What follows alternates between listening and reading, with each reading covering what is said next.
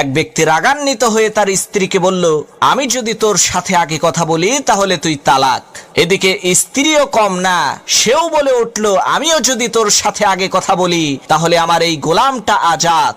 এভাবে দীর্ঘদিন অতিবাহিত হয়ে গেল, কেউ কারোর সাথে কথা বলে না। এদিকে সংসার অচল হয়ে পড়ল। তখন সেই লোকটি বড় বড় আলেমদের কাছে যেয়ে বলতে লাগলো, হুজুর আমাকে বাঁচান, আমি যদি আমার স্ত্রীর সাথে আগে কথা বলি তাহলে আমার স্ত্রী তালাক হয়ে যাবে। আমি আমার স্ত্রীকে তালাক দিতে চাই না। আবার আমার স্ত্রীও যদি আমার সাথে আগে কথা বলে তাহলে তারও অনেক মূল্যবান একজন গোলাম আজাদ হয়ে যাবে। আমার স্ত্রীও তার মূল্যবান সেই গোলামকে হারাতে চায় না। এখন আমরা কি করতে পারি, আমাদেরকে বুদ্ধি দেন। তখন সমস্ত আলেমগণ বলতে লাগলেন, ভাই আপনার এই সমস্যার একটাই সমাধান আছে, হয় আপনার বউ তালাক হবে, না হয় গোলাম আজাদ হবে, এছাড়া দ্বিতীয় আর কোনো উপায় নাই। লোকটি চিন্তিত হয়ে পড়ল।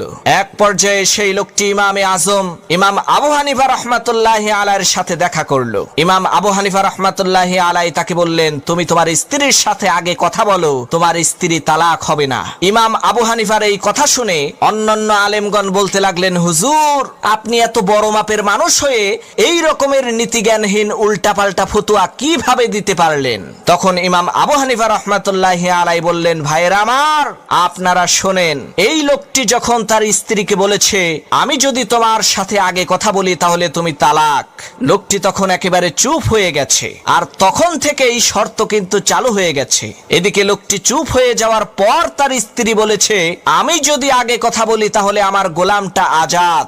ভাইরা আমার, আপনারা কি লক্ষ্য করেছেন, লোকটা চুপ হয়ে যাওয়ার পরেই কিন্তু তার স্ত্রী তার সাথে কথা বলেছে। এর মানে হলো তার স্ত্রীর আগে কথা বলা হয়ে গেছে, এতে করে যে শর্তটা ছিল সেটাও ভেঙে গেছে। এখন যদি এই লোকটি তার স্ত্রীর সাথে কথা বলে তাহলে তার স্ত্রী কোনো ক্রমেই তালাক হবে না। আবার এই লোকটি তার স্ত্রীর সাথে কথা বলার পর তার স্ত্রী যখন তার সাথে কথা বলবে, তার স্ত্রীর মূল্যবান সেই গোলামটাও আজাদ হবে না।